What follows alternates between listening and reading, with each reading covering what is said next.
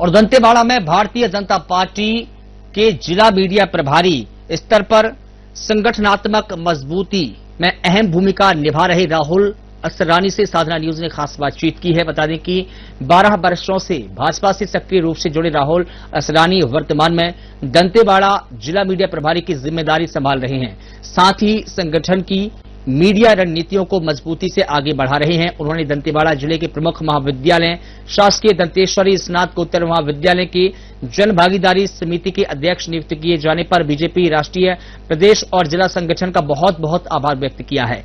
इस दौरान बातचीत करते हुए राहुल असरानी ने कई अन्य जानकारी भी साझा की है।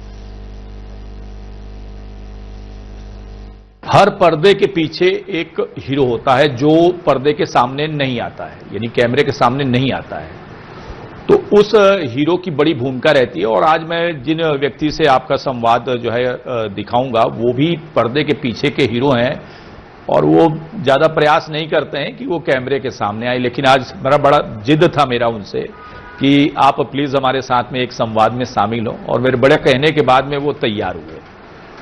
मैं आपको बता दूं, एक युवा व्यक्ति और बड़े कम उम्र में अगर जो है वो काफी कुछ अर्जित कर लेता है तो सोचने वाली बात है कि उसने मेहनत कितना किया। तो मैं अभी दंतेवाड़ा में मौजूद हूं और आज हमारे साथ में बीजेपी के लिए जो मीडिया यहां देखते हैं राहुल असरानी जी, वो हमारे साथ में मौजूद हैं। आज उनके लिए दिन भी बड़ा अच्छा है। एक बड़ी भागीदारी जो है उनको एक विद्यालय का जो जन भागीदारी का समिति है उसका अध्यक्ष बनाया गया। वो विद्यालय यहाँ का एक बड़ा डिग्री कॉलेज है। तो कई सारे संवाद और कई सारे सवाल के साथ में हम उनसे जल्द रूबरू होंगे। सर, साधना न्यूज में आपका बहुत बहुत स्वागत है। बहुत बहुत धन्यवाद। मैं साधना न्यूज का आभार व्यक्त करता हूं कि मुझे एक आपने मौका दिया कि अपनी मैं बात रख सकूं। विशेष तौर पर हमारा दायित्व भी मीडिया प्रभारी है और पहली बार ऐसा मौका मुझे साधना न्यूज के माध्यम से मिला है कि मुझे एक विस्तृत चर्चा करने का आपके चैनल के माध्यम से एक मौका प्राप्त हुआ है। राहुल जी, अभी जो दौर चल रहा है और सभी की निगाहें जो है मेन पार्ट पे है, जितने भी बड़े जनप्रतिनिधि हैं वो हैं, सांसद महोदय भी जो है लगभग सभी कोई जो है प्रदेश के मेन पार्ट में है। थोड़ा सा मेन पार्ट में क्या कुछ हो रहा है उस पर आप जो है आप एक्सप्लेन करें। भारतीय जनता पार्टी विशेष तौर पर अन्य पार्टियों से अलग है, ये बात तो बताने की आवश्यकता नहीं है। ये हमारे पार्टी की कार्यशैली से ही साबित होता है। तो हमारा भारतीय जनता पार्टी का जो एक संगठन है उस पे सुशासन और डिसिप्लिन की मुख्य भूमिका है। तो अनुशासन का पालन कैसा कराया जाए, ये एक साधारण से कार्यकर्ता से लेकर के भाजपा का बड़े से बड़ा लीडर इस अनुशासन के दायरे में बंधा हुआ होता है। उसी के सिलसिले में एक ऐसा हमारा सरकार पूरा जो मेन पार्ट में एक कार्यक्रम है, वो सांसद विधायकों का प्रशिक्षण चल रहा है और उसमें उन्हें और किस प्रकार से हमारे सरकार की, केंद्र की, मोदी जी के नेतृत्व वाली सरकार की हो, चाहे छत्तीसगढ़ के माननीय विष्णुदेव साय जी के नेतृत्व वाली सरकार की जन कल्याणकारी योजनाओं को कैसे जन जन तक पहुंचाया जाए, उसकी चिंता करने हेतु और अंतिम व्यक्ति तक इसका लाभ कैसे पहुंचे और कैसे अनुशासन के दायरे में हम अब सब एक होकर के ये जो भी हमारे जनता से वायदे हैं उनको पूरा कर सकें, इसका चिंतन वहां पे किया जा रहा है, जो कि एक हमारे भारतीय जनता पार्टी के द्वारा लिया गया सराहनीय निर्णय है। और इस प्रशिक्षण से जरूर कहीं ना कहीं हमारे सरकार में और जनता तक जो इसका लाभ पहुंचाने में, शासन के हितकारी योजनाओं को जनता तक पहुंचाने में, इसमें उनको वहां पे मार्गदर्शन मिल रहा है शीर्ष नेतृत्व का। 3 चरण में ये प्रशिक्षण वर्ग संभव हुआ था, जिसमें आज ये अंतिम चरण चल रहा है। इसमें हमारे केंद्रीय नेतृत्व से राष्ट्रीय अध्यक्ष माननीय जेपी नड्डा जी और राष्ट्रीय महामंत्री BL संतोष जी और केंद्रीय मंत्री शिवराज सिंह चौहान जी जैसे अन्य विभिन्न राष्ट्रीय स्तर के नेतागण शामिल हो रहे हैं और प्रशिक्षण दे रहे हैं। चलिए, बहुत अच्छी बात आपने कही और मुझे लगता है कि मेन पार्ट का संवाद जो है जानना जरूरी भी था। लेकिन अगर राहुल जी आपके बारे में और अगर जाना जाए, आप युवा हैं और युवा होने के कहें इस उम्र में बहुत सारा ज्ञान आपने जो है पार्टी के लिए रखा हुआ है और बड़ा सक्रिय भी रहते हैं, कहें कि एक बड़ी अच्छी रणनीति भी आप जो है पार्टी के लिए तैयार करते हैं। क्या लगता है सरकार की जो योजनाएं चल रही हैं उन योजनाओं से जो है लोगों को क्या कुछ लाभ जो है मिल पा रहा है?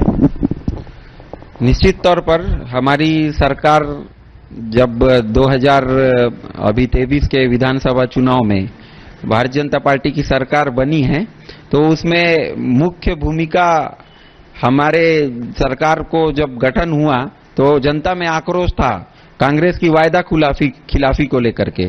कांग्रेस सरकार ने, आपको याद होगा कि 36 वायदे किए थे, उनमें से एक भी वायदा पूरा उन्होंने नहीं किया। बेरोजगारों को भत्ता देने की बात हुई थी, किसी बेरोजगार को भत्ता नहीं मिला। शराबबंदी का वायदा उन्होंने किया था। ऐसे कई नाना प्रकार के वायदे उन्होंने जनता से किए थे और कांग्रेस की कहनी और कथनी में फर्क आपको पता है। उनकी बोलने की बातें अलग रहती है। जब वो विपक्ष में रहते तो बड़े बड़े बात करते हैं, हम ये करेंगे वो करेंगे, पर जब वो सरकार में आते हैं तो उदाहरण उनका भूपेश बघेल जी जो मुख्यमंत्री रहे, उनका 5 साल का कार्यकाल रहा ही है। कितने वायदे उन्होंने किया और कितना पूरा किया, उस पर जनता ने मुहर भी लगाया कि उनको सरकार गंवानी पड़ी। और उसके बाद भारतीय जनता पार्टी की सरकार आई। मोदी की गारंटी पर विशेष तौर पर हमारे नरेंद्र मोदी जी के नेतृत्व में जो भी गारंटी दी गई, जो महिलाओं को महतारी वंदन योजना का लाभ आज आप पता कर सकते हैं मिल रहा है। और किसानों को धान खरीदी की बात, धान खरीदी का जो समर्थन मूल्य है वो बढ़ाया गया और समर्थन मूल्य पर धान खरीदा जा रहा है। तेंदुपत्ता बोनस, चरण पादुका स्कीम वापस चालू करा गया है। और साथ ही हम बस्तर से दक्षिण बस्तर पर विशेष तौर पर तो हम रायपुर जाते थे, आप केशकाल घाट की क्या स्थिति थी आप देख सकते थे। आज केशकाल घाट सरकार बनते महज 6 महीने में केशकाल घाट का मरम्मत किया गया। दंतेवाड़ा की सड़कों की स्थिति क्या थी, हर जगह त्राहिमाम मचा हुआ था। महज मात्र, हाँ, मुख्य मुद्दा सबसे बड़ा ग्रामीण अंचल में प्रधानमंत्री आवास, केंद्र की एक महत्वाकांक्षी योजना, हमारे माननीय प्रधानमंत्री जी का एक सपना रहा है, ड्रीम प्रोजेक्ट रहा है, गरीबों के पास अपना मकान हो। इससे पूर्व शौचालय, घर घर शौचालय हो, स्वच्छ भारत अभियान हो। ये मूल्यभूत सुविधाओं के लिए विशेष तौर पर नरेंद्र मोदी जी ने देश के एक एक नागरिक को अपने परिवार का सदस्य समझकर इसकी चिंता करी कि उसको शौचालय मिलना चाहिए, अपना मकान मिलना चाहिए, नल जल योजना के द्वारा पेयजल मिलना चाहिए। इन सभी योजनाओं का लाभ कहीं ना कहीं भूपेश बघेल जी जब शासन में थे, कांग्रेस की सरकार थी, तो नहीं मिल पा रहा था। कुछ इस पे राजनीतिक भावना भी हम बोल सकते हैं। लेकिन जब विष्णुदेव जी की सरकार बनी, भाजपा की सरकार बनी उनके नेतृत्व में, पहले कैबिनेट के बैठक में प्रधानमंत्री आवास 18 करोड़ प्रधानमंत्री आवास बनाए गए। तो ये बहुत बड़ा मुद्दा है कि हम कैसे वायदे पूरा कर रहे हैं, जनता तक हमारी योजनाएं पहुंच रही हैं कि नहीं। जितनी बातें मैंने की, ये एक संक्षिप्त में इसका विवरण है कि हमारी योजनाएं जनता तक पहुंच रही है, उसका 100% क्रियान्वयन हो रहा है। चलिए, मुझे लगता है कि मैंने ढेर सारे सवाल किए लेकिन आपके बारे में मैंने नहीं पूछा, तो मुझे लगता है कि मुझे आपके बारे में भी पूछना चाहिए और आपने कैसे इस रास्ते को चुना और एक पार्टी को लेकर के आपने काम करना स्टार्ट किया। भारतीय जनता पार्टी में कार्य करने के लिए किसी कार्यकर्ता या पदाधिकारी ही होना आवश्यक नहीं है। अगर आप एक राष्ट्रवादी विचारधारा से जुड़े हुए हैं तो आपको लोग अपने आप भारतीय जनता पार्टी का कार्यकर्ता समझने लगते हैं। यही हमारे साथ हुआ। फिर हमको पार्टी ने अनेकों जवाबदारी दी, उस जवाबदारी पे हम कार्य करना प्रारंभ कर दिए। भारतीय जनता पार्टी का जो कार्यकर्ता होता है, कहीं भी वो किसी राजनीतिक लाभ के लिए कार्य नहीं करता, उसकी राष्ट्रवादी विचारधारा ही उसको भारतीय जनता पार्टी का कार्यकर्ता बना देती है। फिर हमारी ही एक ऐसी पार्टी है भारतीय जनता पार्टी, जिसपे एक साधारण सा कार्यकर्ता कल्पना कर सकता है कि वो एक बड़े पद पर आसीन हो सकता है, जिसके उदाहरण हमारे माननीय प्रधानमंत्री नरेंद्र मोदी जी हैं। उनको आप देख सकते हैं। माननीय बस्तर सांसद महेश कश्यप जी को आप देख लीजिए, एक साधारण गांव गरीब किसान का बेटा आज बस्तर का सांसद है। और आज मुझे एक अपॉर्चुनिटी जो मिली है, मैं जन भागीदारी समिति का, मुझे दंतेवाड़ा में एक प्रमुख कॉलेज है, दंतेश्वरी महाविद्यालय, उसका अध्यक्ष बनाया गया है। इसके लिए मैं भारतीय जनता पार्टी के शीर्ष नेतृत्व, हमारे पूरे संगठन और नेतागणों का आभार व्यक्त करता हूं।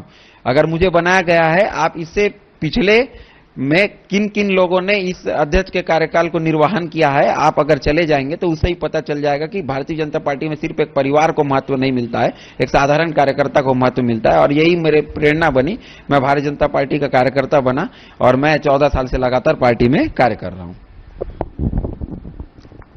आपने सुना, यानी ये बताया जा सकता है, और राहुल भाई ने कहा भी कि हमारे यहाँ इनकी पार्टी में ही ये कल्पना की जा सकती है, और बड़े बड़े उदाहरण भी दिए, परिवारवाद से हट करके उदाहरण दिए कि मेरे पार्टी में ही संभव है। आप बस्तर सांसद को भी देख सकते हैं, और साथ में ही उन्होंने देश के प्रधानमंत्री जी का भी नाम लिया।